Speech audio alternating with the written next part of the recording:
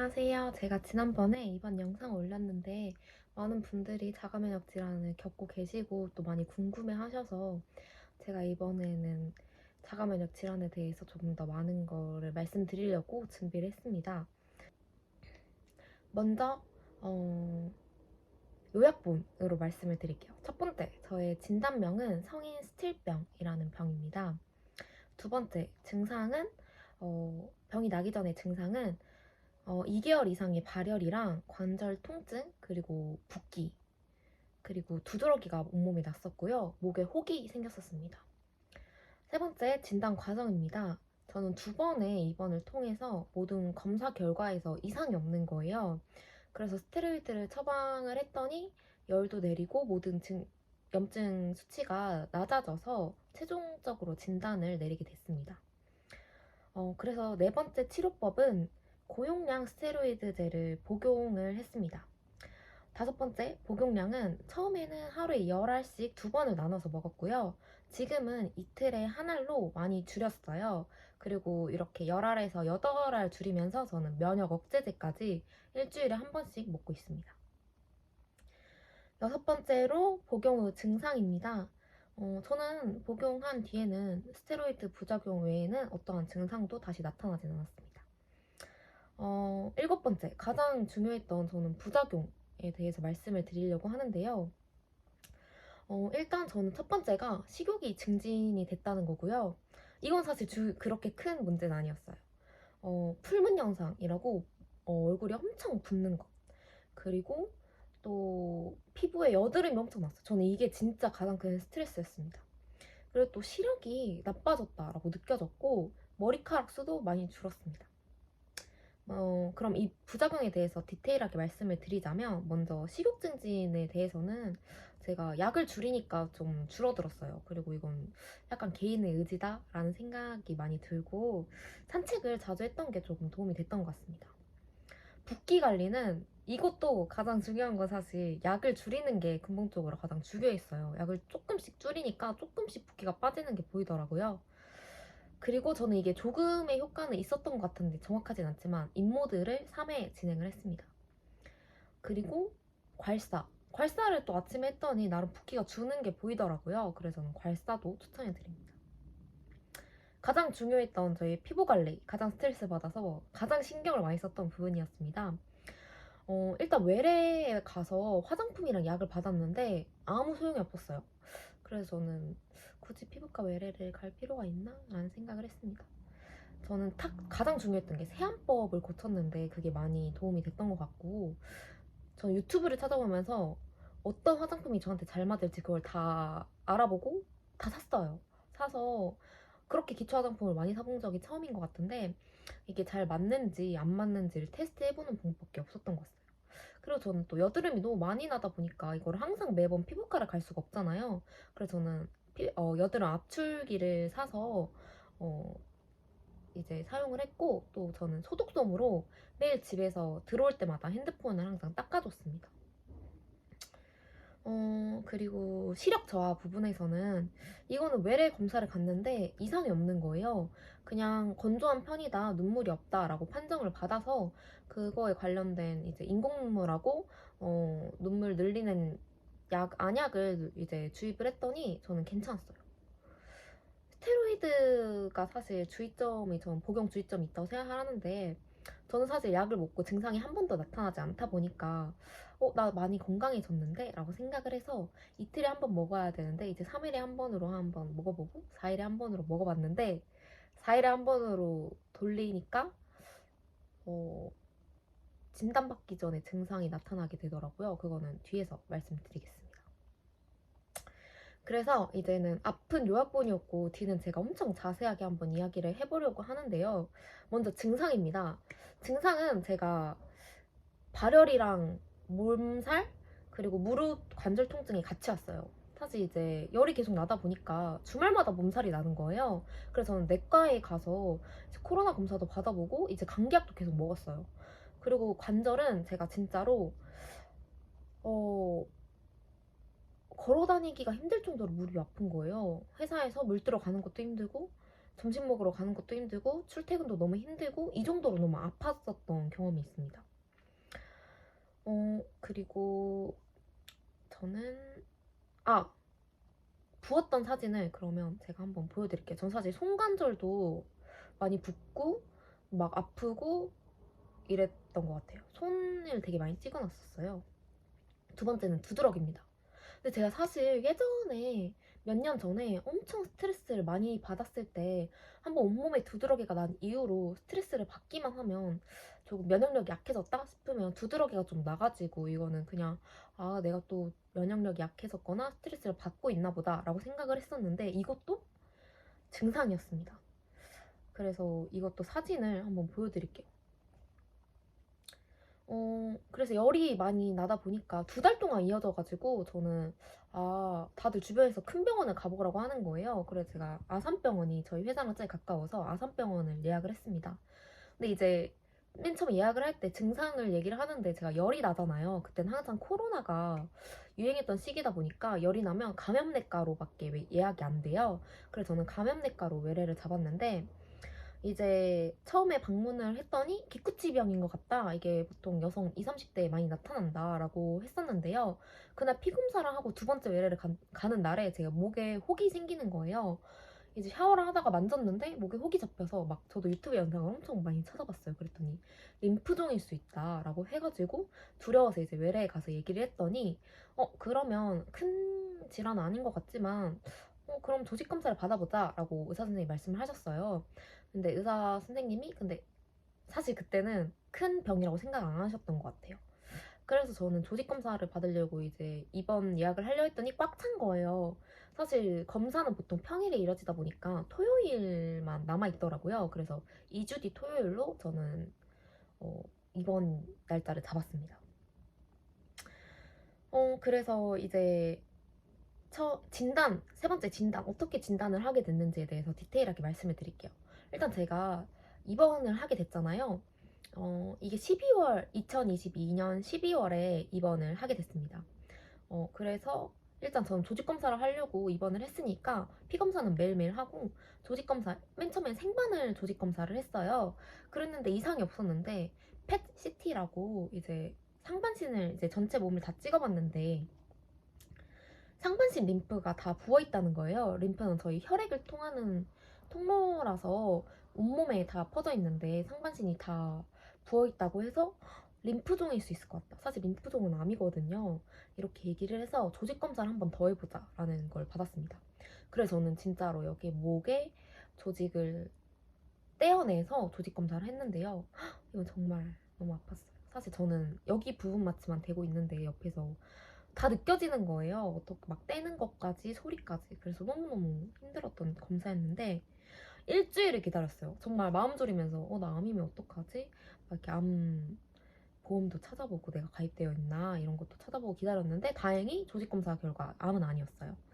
근데 원인을 못 찾아서 원래 암이면 골수검사까지 하려 했는데 원인이 아예 안 나오니까 골수검사까지 했는데 골수검사 결과를 기다리는데 또 이제 어떠한 문제가 없는 거예요. 그래서 사실 3주 동안 입원을 했거든요. 병원 생활이 너무 힘들다 보니까 전 퇴원을 하고 싶다라고 해가지고 저는 퇴원을 하게 됐습니다. 그래서 이제 외래로 돌리기로 했는데 사실 퇴원하기 전에 간 수치가 한 200, 300 정도로 올랐었어요. 40이 정상인데 그때는 이제 약을 많이 먹어서 그럴 수 있으니까 그냥 외래로 한번 체크해보자 라고 해서 저는 이제 계속 외래를 다니고 있었는데 소화기내과에 가는 날에 소화기내과 검사를 하고 진료를 받았는데 비장이 부어있다는 거예요. 이제 그래서 간에 문제가 있는 것 같으니까 간 조직 검사를 해보자 라고 해서 또 2주 뒤에 입원 날짜를 잡았습니다. 그러고 그 다음 주가 또 외래였는데요. 그때는 감염내과랑 이제 류마티스 내과 외래였어요. 면역 쪽 질환일 것 같기도 하다라고 해서 그래서 갔는데 간 수치가 1000이 나오는 거예요. 사실 40에서 1000이면 진짜 엄청나게 높아진 간 수치라 가지고 저희 외래 검사 선생 이제 외래 의사 선생님들께서 입원을 하자라고 해서 일단 소견서를 써줄 테니까 응급실에 가라. 사실 응급실에서만 입원 대기를 할 수 있거든요. 근데 저는 열이 났던 사람이었어가지고 그 격리 입원실에 응급실에 있다가 이제 코로나 검사 결과가 아무 결과가 없어서 그냥 바로 일반 응급실에 지나갔어요.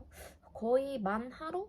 사실 그날 오후 한 3시쯤 응급실에 가서 그 다음날 밤 9시까지 기다렸던 것 같아요. 그렇게 해서 병동이 나왔고요. 사실 이 병동이 나오는 게 쉽지 않더라고요. 이게 주변에서 저 사실 누워있을 때 옆에 누워있으신 분들, 그리고 밖에 있으신 분들 이야기를 들었는데, 병동이 없어서 그냥 다른 병원이 소개해줄 테니까 그쪽으로 가라 라는 이야기도 많더라고요. 그래서 사실 입원을 한다고, 이렇게 응급실에 있다고 해서 입원이 될 거라는 보장이 없어서 사실 저는 많이 고민을 했었습니다. 다행히 이제 입원을 돼서 이제 가가지고 간 조직 검사를 먼저 했어요. 간 조직 검사도 또 여기서 이렇게 내려와가지고 그것도 진짜 힘들었거든요. 간 조직 검사 결과가 나왔는데 또 간에 이상이 없는 거예요. 어떤 검사를 했는데도 이상이 안 나오니까 사실 면역 질환이 아닐까라고 의사 선생님들은 생각을 했던 것 같아요.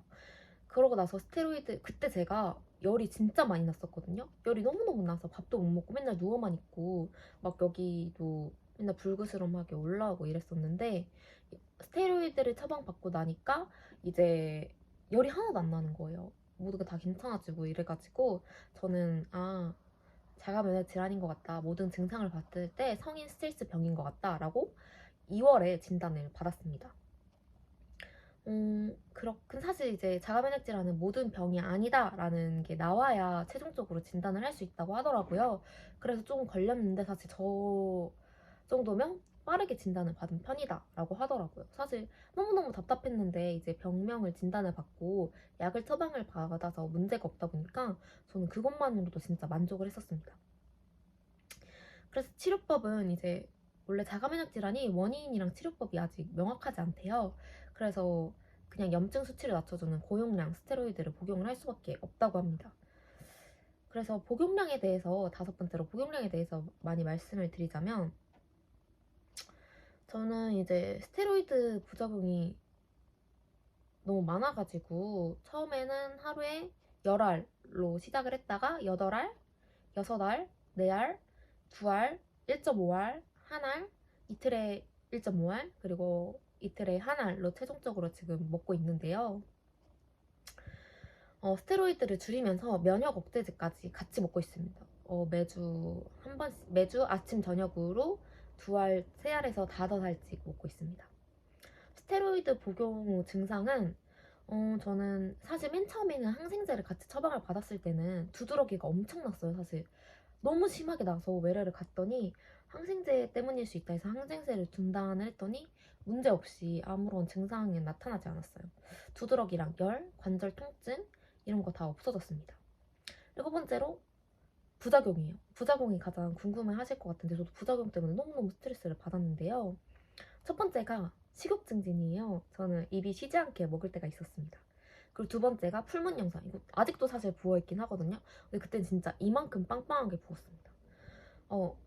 근데 사실 제가 그때는 너무너무 스트레스를 받아서 사진을 찍고 싶지 않은 사진이 거의 없어요. 그리고 피부 여드름. 저는 이게 가장 스트레스를 받았습니다. 뾰루지가 막 한두 개 이렇게 나는 게 아니라 진짜 얼굴에 막 여기에 좁쌀 여드름 다 나고, 이마에 좁쌀 여드름 다 나고, 막 여기에는 막 빨간색 여드름도 막 나고, 이렇게 진짜 거의 전 얼굴에 여드름이 났던 상태였습니다. 그리고 시력 저하. 그러니까 어느 날 이제 원래 제가 그 스마일 라식을 받아서 지금 교정 시력이라 시력이 되게 좋거든요.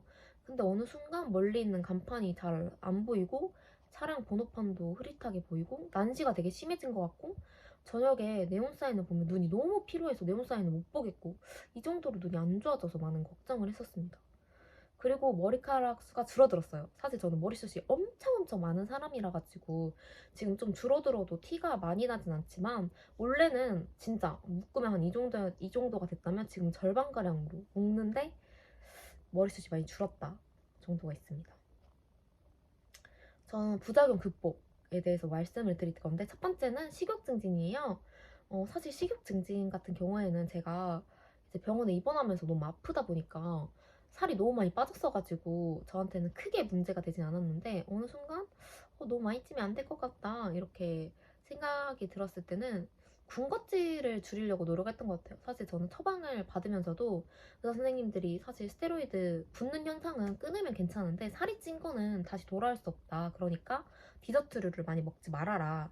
특히 빵 같은 거 먹지 말아라 라고 많이 말씀하셨는데 지키지는 못했습니다. 하지만 지키려고 노력은 좀 했어요. 밥 먹고 산책을 했던 게 생각보다 식욕 억제하는 데 도움이 됐고 저는 이제 입이 쉬지 않고 싶어 하더라고요. 그래서 그럴 때는 이제 조금 건강한 간식? 김이나 오징어 같은 거를 많이 먹었습니다. 그리고 저는 사실 이지은 다이어트라고 유튜버 분이 있는데 그분의 이제 식욕 멈추는 법 막 이런 거에 많이 도움이 됐던 것 같아요. 그리고 풀문 현상, 얼굴이 붓는 현상은 사실 약을 줄이는 방법이 가장 큰 것 같아요. 저는 스테로이드에서 열알에서 네알 받을 때까지는 엄청 심했는데 아니다. 사실 최근까지도 진짜 심했던 것 같아요. 한 두 알까지도 심했고 한 알로 줄였을 때 조금 붓기가 빠지는 게 보였고 지금 이제 이틀에 한 알 막 이렇게 이틀에 1.5 이럴 때는 진짜 많이 붓기가 지금 진짜 많이 빠진 거거든요. 지금도 부어있긴 하지만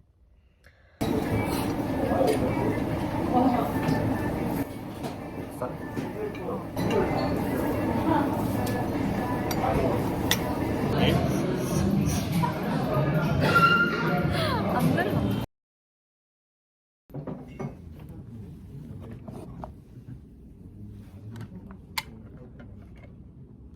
인모드를 받았어요. 너무 스트레스를 받다 보니까 어떻게 약을 제 맘대로 줄일 수가 없잖아요. 그래서 뭘 해볼까 했더니 인모드가 얼굴 지방을 조금 줄여주는 시술이라고 하더라고요.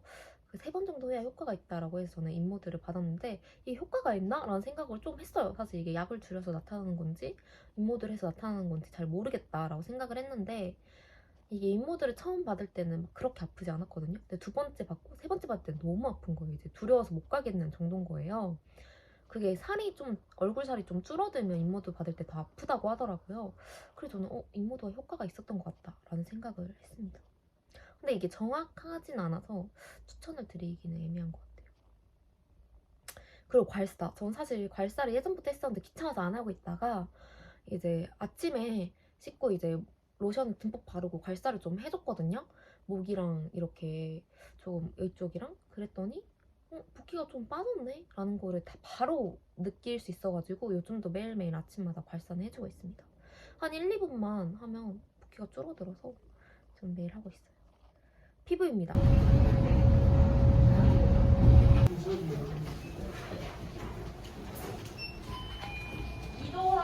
와.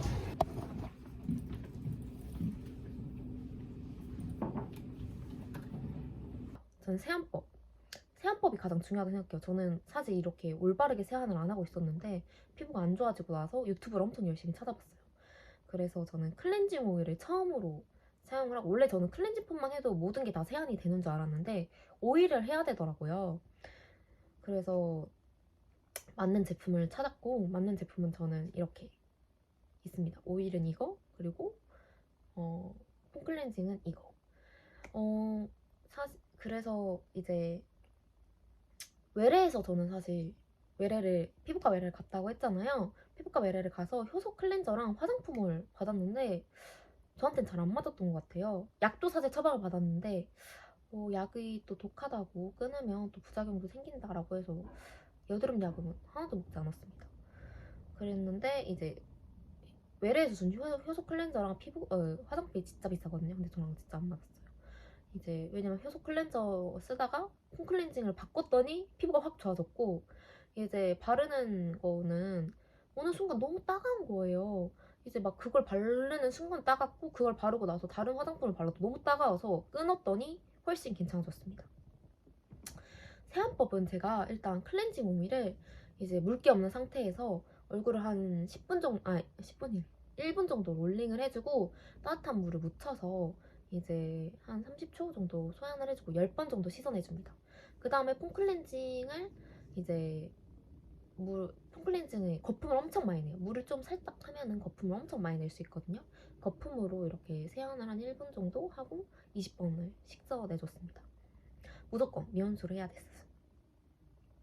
그래서 저는 온갖 유튜브를 다 보면서 기초 화장품을 진짜 많이 사봤어요. 전 그렇게 많이 사본 적이 처음인데 저한테 다 맞진 않더라고요. 제가 사실 좋아하는 유튜버가 있어서 유튜버 추천하는 거 다 사보고 이랬는데 저랑은 잘 안 맞았어요. 저는 이거 사실 좁쌀여름이라 해서 이제 이게 잡티 케어 세럼이라 해서 제가 이걸 사봤는데 이거는 이걸 썼더니 뭔가 잡티가 나는 것 같은데 하고 끊었더니 괜찮고 아닌가 이게? 하고 또 썼더니 또 잡티가 일어나고 이래서 저는 이거는 안 쓰고 있고요. 두 번째로 이것도 이걸 사용했더니 뭔가 좁쌀여름이 나는 것 같은데 이것 때문인가 하고 끊어보고 아닌가 해서 썼더니 또 나고 그래서 이것 때문이구나 이렇게 저는 이렇게 거칠 수밖에 없는 것 같아요. 이 과정을 거쳐야 제가 맞는 화장품이 뭐고 안 맞는 화장품이 뭐고를 알 수밖에 없는 것 같아서 이건 진짜 많이 사보고 써볼 수밖에 없는 것 같아요. 그리고 저도 사실 세안법을 했을 때 확 좋아지진 않았거든요. 근데 이제 좀 시간이 지나니까 좋아지기도 했는데 그래도 안 할 때보다는 세안법을 했을 때 조금 더 좋아지는 것 같고 그 약을 맨 처음 많이 먹으면 사실 이제 유분이 엄청 많이 나온단 말이에요. 그게 눈안에 보여요. 아, 내가 쌩얼인데 진짜 유분기가 많구나 라는 게 보여가지고 저는 하루에 3번씩 그냥 클렌징 하기도 하고 무조건 선크림만 발라도 무조건 이렇게 해주고 기름이 많다 보니까 그냥 클렌징 오일 무조건 해주고 그랬던 것 같아요. 시력 저하. 시력 저하는 이제 안과 검사를 가봤는데 이상이 없대요. 그랬는데 일단 검사를 여러 개 했더니 뭐 건조하다 그리고 눈물이 너무 없다라고 해가지고 저는 3개의 처방을 받았는데 인공 눈물 약하고 뭐 건조함 없애주는 약하고 눈물을 많이 생기게 해주는 약 이거였는데 저는 한 3개월치를 받았거든요. 그래서 한 2개월까지는 진짜 처방대로 엄청 잘했어요. 한 달 정도는 좀 덜 했는데 하루에 4번 해라. 아침, 점심, 저녁, 자기 전 이러면 4번 다 지켰고 일어나자마자 다 하고 이거 뭐 간격 텀 이런 거까지 무조건 다 지켜서 했더니 괜찮았습니다. 지금도 그냥 책을 오래 보거나 핸드폰 오래 보거나 모니터 오래 보고 이러면 시력이 좀 나빠진 것 같은데 느끼는데 또 약을 넣어주고 뭐 잘 자고 일어나면 괜찮아져 있고 이런 편입니다. 주의할 점. 이거는 제가 스테로이드를 먹고 계신 분들은 다 공감을 하실 것 같은데 사실 많이 먹으면 부작용이 너무 많이 생기다 보니까 이걸 계속 먹어야 되나? 이런 생각이 많이 들어요. 책도 막 많이 읽고 이러다 보면 그냥 건강하게 먹는 게 최고다라고 하길래 사실 스테로이드는 염증을 안아해주는 약이잖아요. 음, 그러다 보니까 그리고